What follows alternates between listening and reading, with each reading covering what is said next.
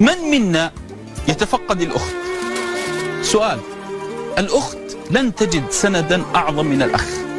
الله عز وجل لما قال يوم يفر المرء من أخيه وأمه وأبيه وصاحبته وبنيه، قدم الأخ.